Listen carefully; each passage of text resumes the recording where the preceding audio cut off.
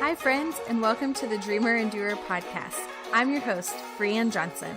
I designed this space to be a place that we can discuss dreaming big despite the setbacks and fears that come with it.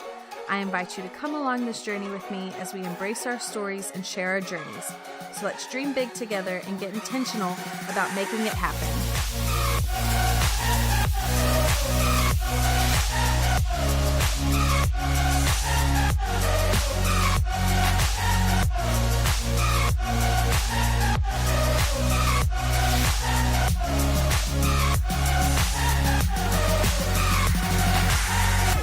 Hey there, and welcome back to the Dreamer and Doer podcast. Today, I have a super special guest. I honestly don't even know how I got him on the podcast because he is so busy. It's honestly a miracle that he made time today to be on the podcast. And that lovely, elusive person would be my husband, Kendall. Hey, Kendall. Hi. Thanks for having me on, wrangling me into this. I guess wrangling you into this. Anyway, for my listeners, they know a good bit about me, but they don't know a whole lot about you. And so I always ask everyone to introduce themselves. So why don't you tell us a little bit about yourself? Well, again, my name is Kendall. I am the unpaid, apparently, CFO, COO. No, you are paid. But you do the producer. work of an unpaid intern also. Like steaming clothes and all that stuff. all the stuff I get made fun of for. Yes. So, yeah, I have many roles in Salt and Light, including producing this podcast and operating and managing the website, inventory, logistics. I feel marketing. like inventory was supposed to be my job, but whoops. It is. All right, so you've said a little bit about your roles in Salt and Light Trading Company, but go a little deeper. Like, who are you? Where'd you come from? Where'd you come from? Where did you go? Canada. Okay, so, yeah, like pre-me. Can you even remember that far back? Because, I know I've been like a huge part of your life for 10 years. The slick thing to say was there life before you? Oh. Welcome to Couples Therapy. That's already a podcast. Yeah, but like, what do you like to do? Where'd you grow up? So, I met Bree at a mutual friend's house. How many years ago? Do you remember? Golly. Almost 11. Oh, yeah. 11. 2007 is when we met. And, she became very close friends with my friends and kind of snowballed into us hanging out and we haven't talked about this, so this is good. Getting to know each other. I thought this was just about the job. I didn't know we were going back this far. Yeah. So making you think. So we began to hang out and over like a school year. Yeah. Kind of thing. Yeah. And she went off to college and I bought a fuel efficient car so I could drive up to her college 6 hours away. Well, we started several dating times a month at the end of my junior year. So we did date through my senior year before I moved off to college. But honestly, that felt like long distance too, because you lived way over on the other side of the town over that giant bridge. And it felt like such a chore to get over it during the week to go see you. So we really only hung out during the weekends because I played soccer a lot. Right. So I honestly don't remember much of my senior year at all. I think we hung out. Oh, yeah. Went to college. How old was I when you proposed? 18? Mm-hmm. Ah, yes.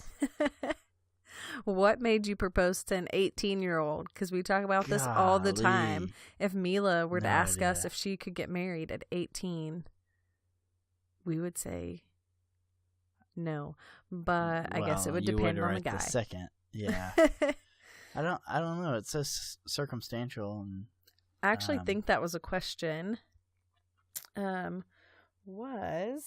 We asked some people on social media questions they had for us, and one was, when did you know I was the girl that you would wife? That I would wife? Yeah. Oh, goodness. Maybe, a few months after of dating. Yeah, if not, I think we were both pretty much like, hey, if we date, we're getting married. Yeah. It was definitely pretty quick. Yeah, I remember the same. I was like, I'm not dating you unless, like, we're getting married. So it was pretty much like put a ring on it. But the reason we wanted to get engaged and married young was because we wanted to flee the country. Yep. And never come back.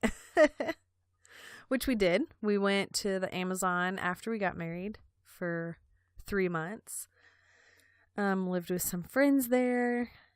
So I say we tell the story about our 1 month into marriage and taking the trip down the Amazon River. Tell us your experience. This is going to be so long. So?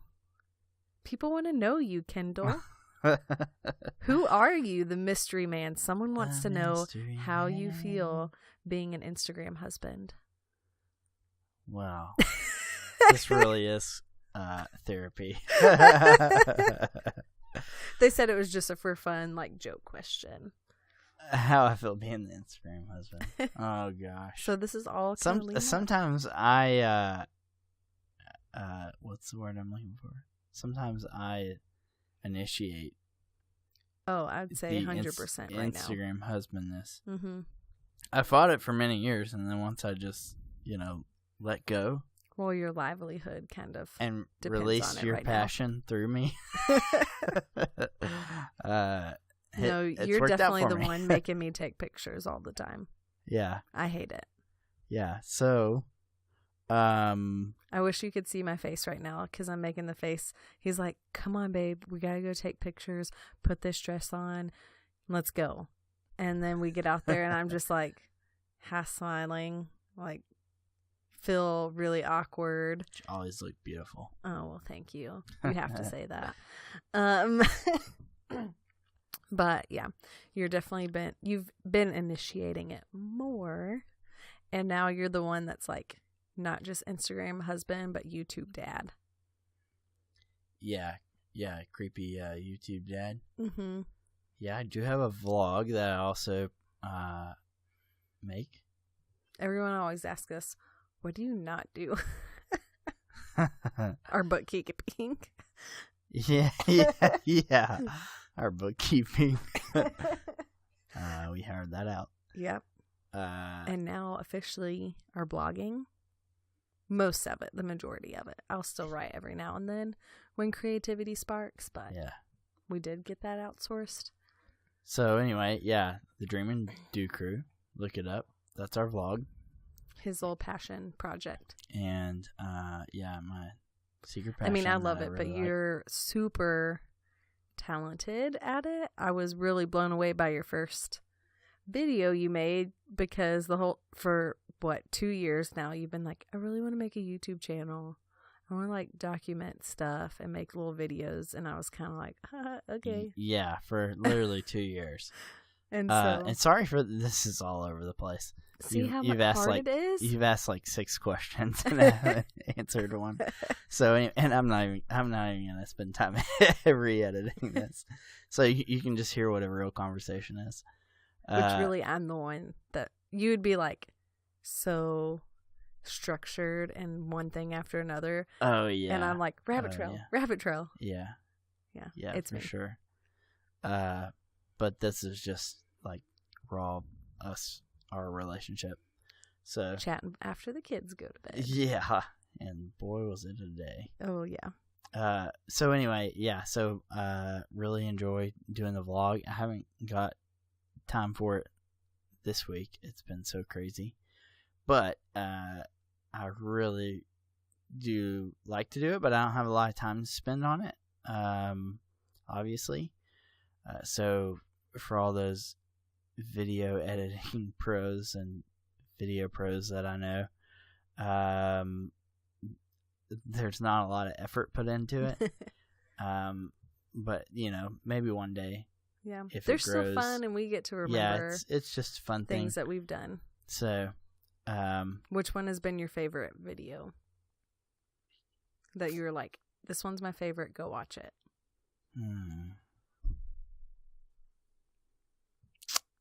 Gosh, it's so hard. I mean, you're telling me to pick a child. Not a child. Oh, well. Which child do you like the best? No, probably. I think mine is the zoo. I think we've done that twice.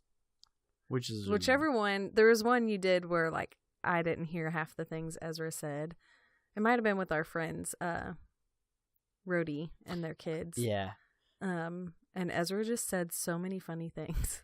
Yeah. That I didn't catch that day. So it was fun to like watch it back and kind of see the kids from your point of view, because I was preoccupied talking with a friend and that sort of thing. So yeah, I don't know, probably the Hawaiian Falls one, because that one's fun to edit. I did a lot of cool water stuff. Yeah, snippets together.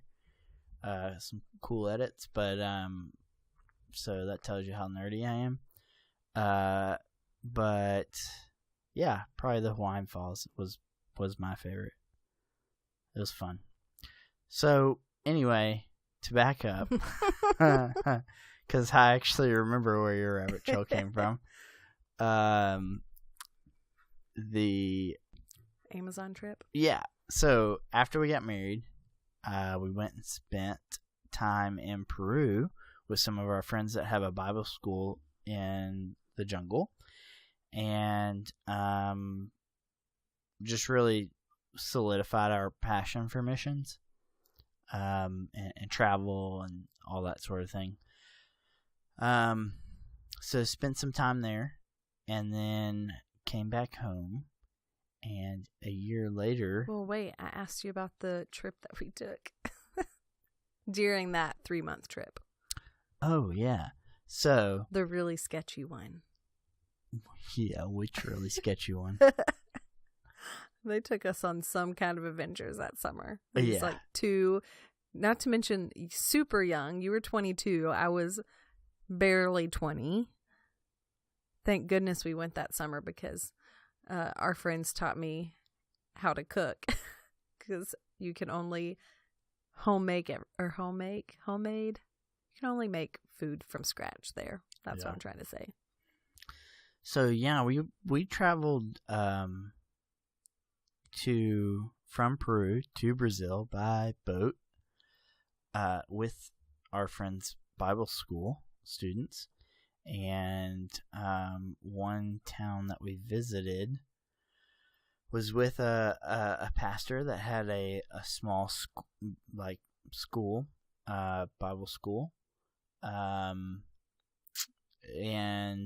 brought these guys from out of the middle of the jungle to help teach them, educate them, train them or teach them the Bible.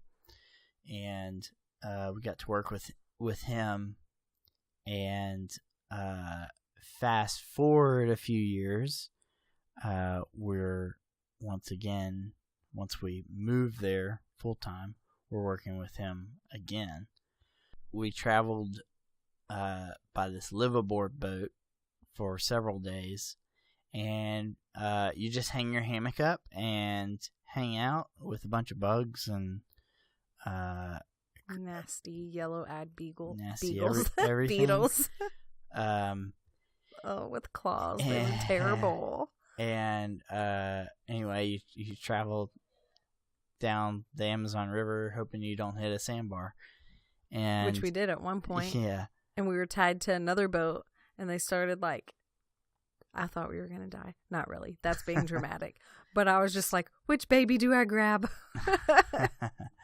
So we get to where we're going, and we get on another boat one day, a houseboat that a family lives on that's from the States, and they take us to another town. And I remember we were on this boat for about 3 hours, and we come around a river bend, and I see this giant cell phone tower. And I legit thought I was hallucinating. Thought, there's no way there's a cell phone tower in the middle of the Amazon jungle. But sure enough, we got closer and closer, and it was a cell phone tower that regularly had its transmitter stolen. Yeah. So that was pretty funny and unique experience. Yep. But that's when we were going to this pastor's school. So anyway, fast forward a few years, we are decide to move to Columbia full time, going on board with that same organization and to help build a school. All right, so lived in the Amazon for a while. What was your favorite part about living in the Amazon?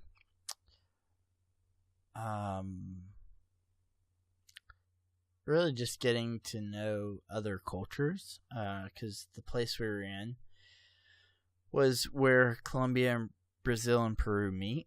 And so you got a lot of cultures kind of rolled together there and overlapped. So it was a really interesting area, and people were really, really interested in us and learning about our culture, and got to see a lot of tourists too. And so we met a lot of people. Mm-hmm. We would go we had dinner with so many random people that I can't even remember. A tourist that came through. No one would be surprised by that. Yeah. And we would just meet randomly on the street or at a little cafe or, wherever. Most famous person you saw on the Amazon?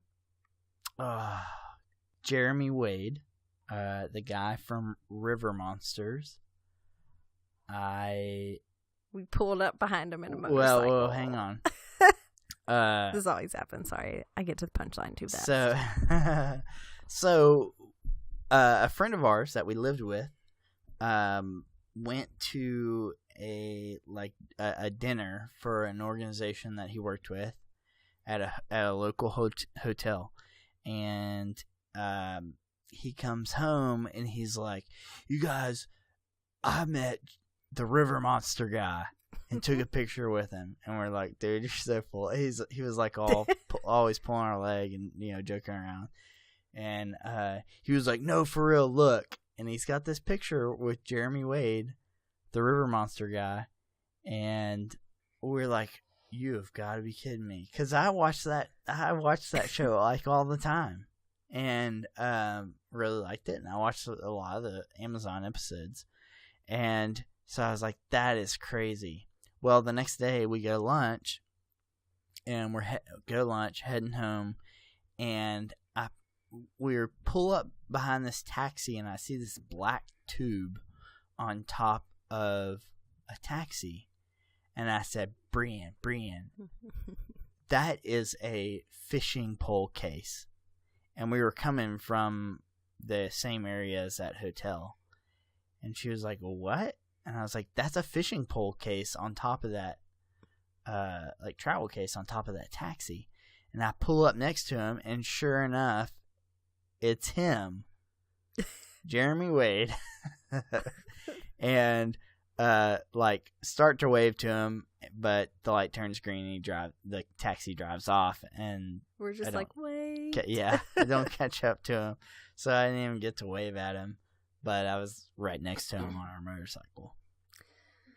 All right, so I'm going to ask you a couple questions that people asked. And for those listening, obviously our first one to do by herself, Kendall, well, he hates the Enneagram and he hates that I love the Enneagram. So I can't really give him a number because he won't pick his number and figure out what he is. So what's your favorite personality test? I like DISC. Personality test. So, which is all about work and business. At least I feel like it. But he's like, it's simple. But then also, if you can't tell, I'm definitely the more extroverted. You're more like, I'm extroverted mostly, but I have my introverted moments. You are introverted with your extroverted moments. Mm-hmm. Kind of have to really get him in the mood to bring out his goofy side. Usually there's a little bit of Cajun dancing involved. So we're just kind of winging it tonight. We also, like he said, had a major day with our kids not napping, and it was just kind of a crazy week. I was driving on the road a lot for our business. So that brings me to my first question. I say my first question, sorry. So that brings me to a question someone asked. It says, how do you find balance between work, parenting life, and being a couple? Wow. You tell me when. Legit, because I get in the mode and kind of have you can't turn it off. Yeah, just work and like go from idea to idea to idea to process to process to process. And so that's something in an area that I struggle in. I don't know when to turn it off. And so something that we've just have to work through, and which is okay. You know, there's seasons for when like there's a heavier work kind of part. Yeah, and then, but I don't really know the seasons because I only like summer. So I only pretend it's summer all the time. You just work all the time. You're supposed to rest in summer. It's supposed to be vacation season. Oh, nobody You told just me worked that. right through it and didn't even notice. Yeah, I just had no idea. So yeah, Bree has to tell me when the season changes. Yeah, and then I make you. I'm not talking about physical seasons. I know that was a joke, Bree. Okay. Oh gosh, it's late.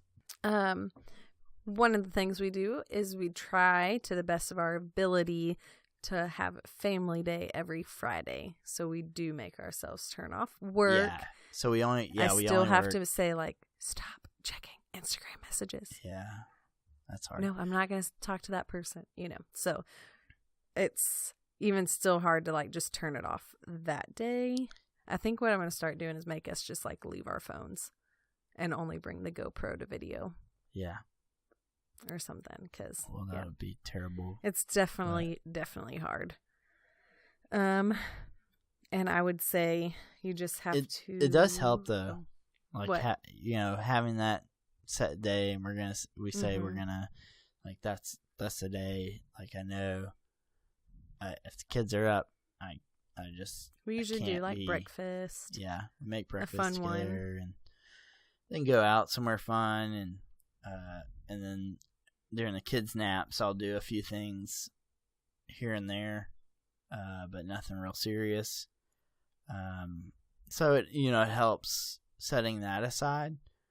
But I mean, even with that, there's an ebb and flow of some like days we've missed it the past 2 weeks because I had to travel. Yeah, so. And she was traveling with the kids, so they didn't miss out necessarily. They went to visit. Yeah, they got to go stay with grandparents for a weekend. So they were good. But okay, what about a couple? Enlighten me. About a couple? Yeah, how do we balance work and being a couple? We talk about this all the time. Gosh, I think we could do a whole podcast about it. I think we should bring another working couple. Yeah, there will be a whole podcast later. Yeah. So, with I'm glad we talked about the Amazon, because like we had kind of an unfair advantage living in the Amazon because we worked together every day pretty much. I would go off and do trips, and we would have time apart, but for a lot of it, 85% of it, we were working together every day. So now sometimes I think that was even harder because, I don't know. I'm still, in one way it's different because it was like, I would say more nonprofit type thing, I guess. Mm-hmm. Now this is like a business, and it just requires a whole lot more work on our end, whereas like before we were like still an employee under someone else essentially. So it made it, I feel like, a little bit easier for us to work together because we were had that one kind of job description from our quote unquote boss. You know what I mean? So now we're having to just work more, but also there we lacked community. So we had to rely on each other a whole lot more because the American community was so small. And we definitely were friends with the locals and that sort of thing, but language barriers, that sort of thing. It's and so different. with that, so like I said, we did kind of have an unfair advantage there, but now it's a little bit different because we parents. We're parents, and so there's that aspect to it, and thinking about what happened during the day and with the kids and trying to balance that. But we're always like, are they gonna grow up crazy? Yeah. So it's just figuring that part of it out, but which is still really new to us because and it's a business, and that's always new. Anytime you're starting a new business, that's always new no matter what. And it changes. It depends. It's retail, so there's busier seasons. There's slower seasons. There's seasons where we're preparing for the next season. Yeah. I think preparing for the next season is probably the hardest. Right. And so, it just takes staying on your toes and figuring it out and going with the flow and being intentional. That's the word I'm looking for. Yeah. And I think, we've talked about this before. We kind of had a little bit of foundation there, but something we talk about a lot, like you kind of just mentioned, is the parenting side. Mm-hmm. And I think this is one of the questions, but I've thought about a lot, because I work from home, and I can't always just like go to the coffee shop and be gone. Sometimes I actually have to be home, and I hate being home. And I like working from home, honestly, but sometimes when the kids are here and they're asking to play or do this or do that, and it's a time for when I have to work, and I have to tell them, I've got to work right now, but in a little bit we're going to go do something fun.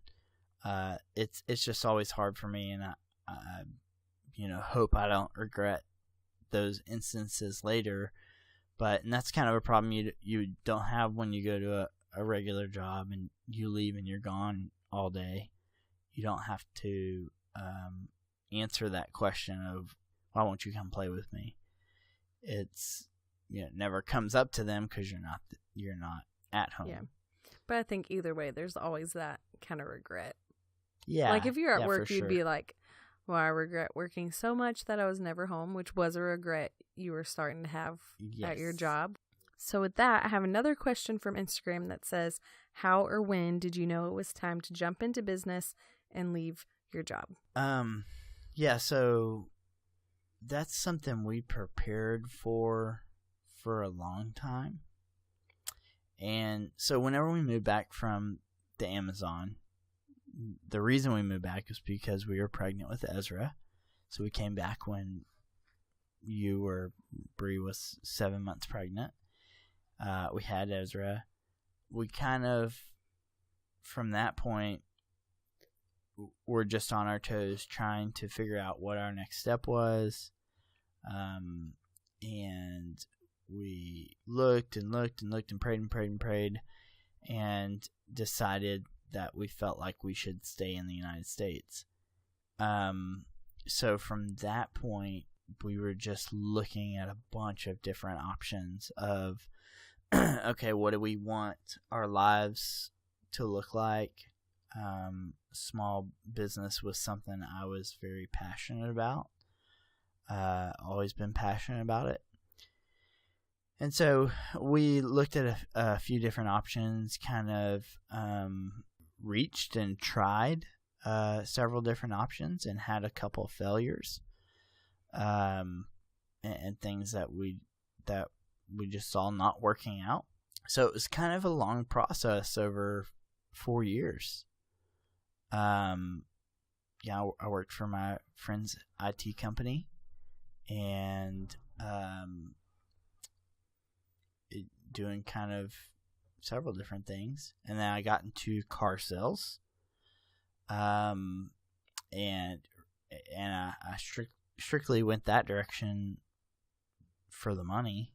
Mm-hmm. Honestly, I knew that, and we love Toyotas, so yeah, I knew that I was good at sales, and could do it, and could make good money doing it, and so it was kind of just a springboard for me. To get me, in the place of where, I knew what I wanted to do, but also monetarily be able to do that. So anyway, I did that for 2.5 years, and ended up leaving that job in April of 2018. But it was kind of a long time in preparation. Like I said, we had several different failures in different businesses. Some you may know about, some you may not know about, most of which were online businesses that I tried to start up. And just didn't work out for, passions not being where they needed to be and finances not being where they needed to be. In March or April of 2017, we started working on Salt and Light. April. Yeah. I think. And so there was a lot of prep to it, a lot of pre-work before we really started to actually sell. Mm-hmm. Then Hurricane Harvey. Yeah. Then we got hit with Hurricane Harvey, and that postponed a lot of things. And I took up a lot more hours working in car sales at my normal job.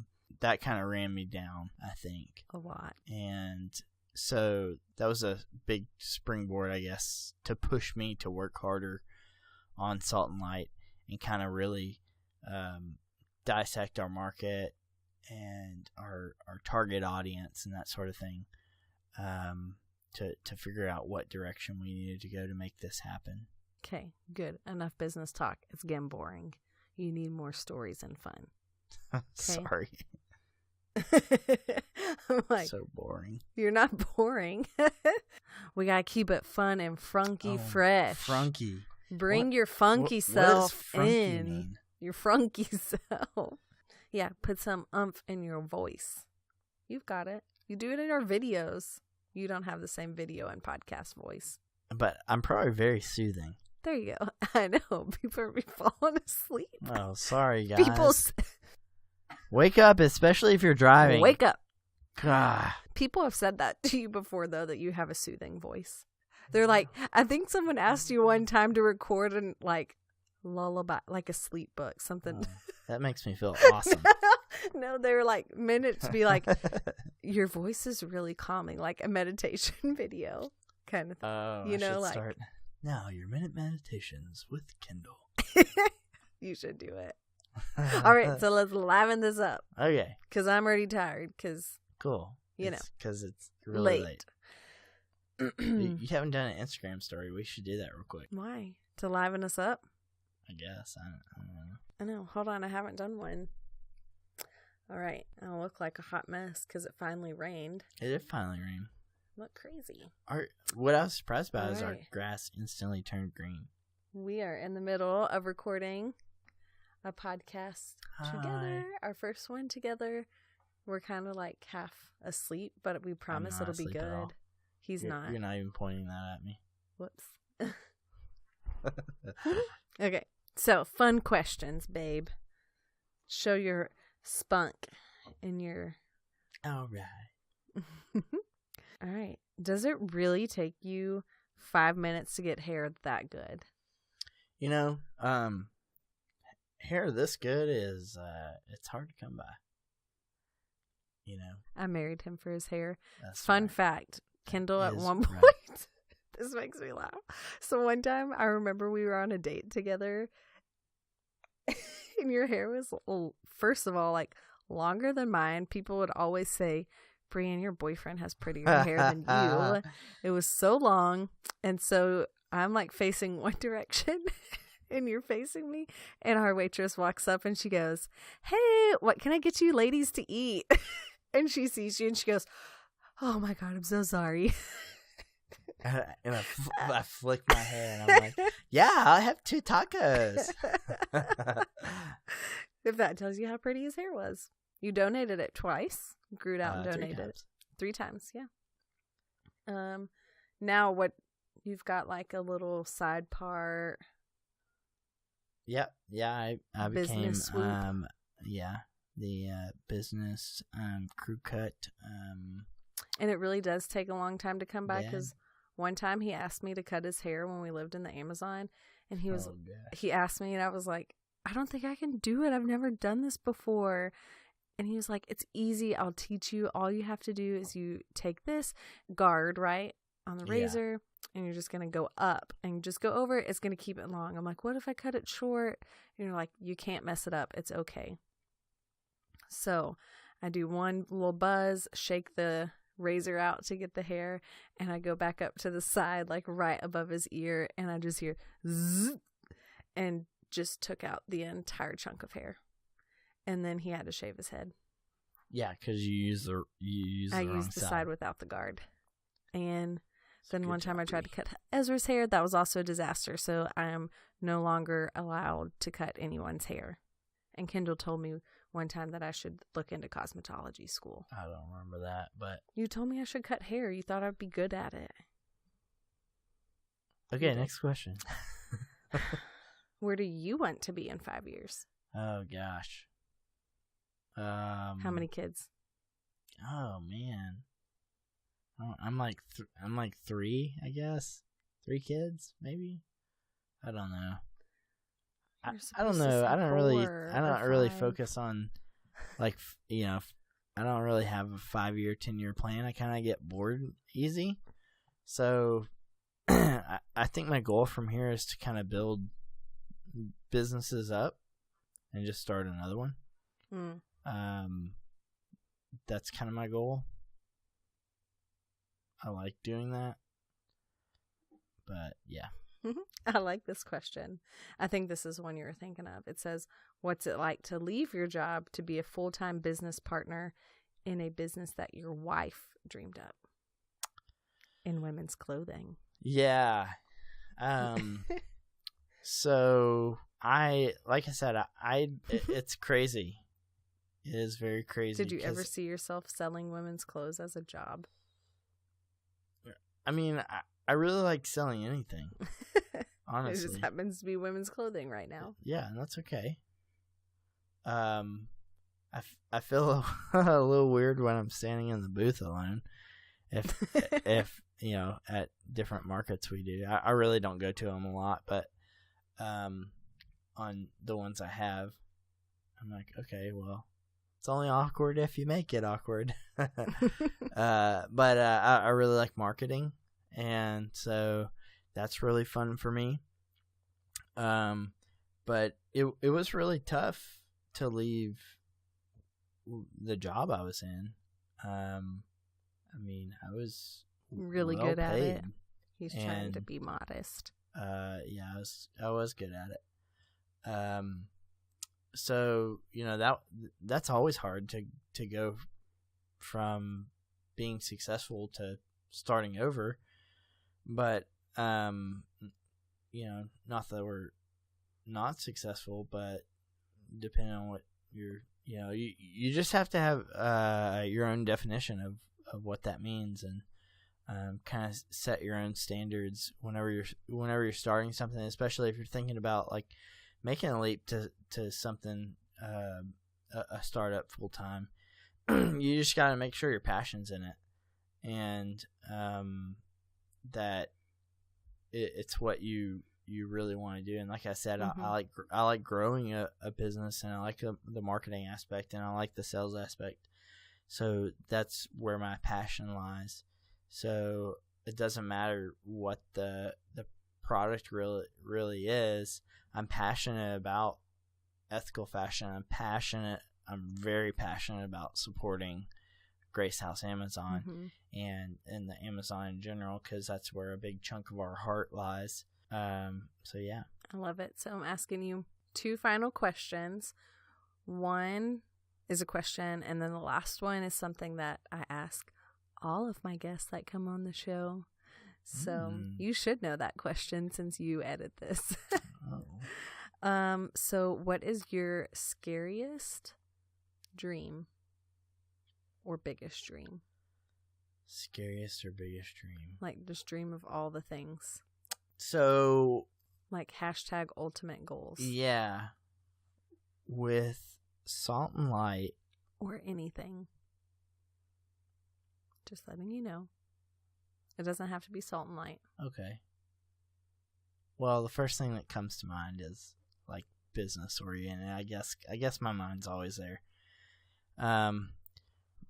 But becoming a big name in ethical fashion, I would like to see that happen. But on the short, that's kind of like super long term, big dream. On the short term, I would like to start my own line, my own men's line. Look at you. May or may not be in the near future. And that's why we picked a pretty, I feel like, gender neutral logo. Yeah. Because it was kind of on the radar before we started. So that's another big dream just for your listeners. Oh, well, thanks for sharing that with them. Who's your biggest inspiration? And you can't say Dr. Phil. Oh, gosh.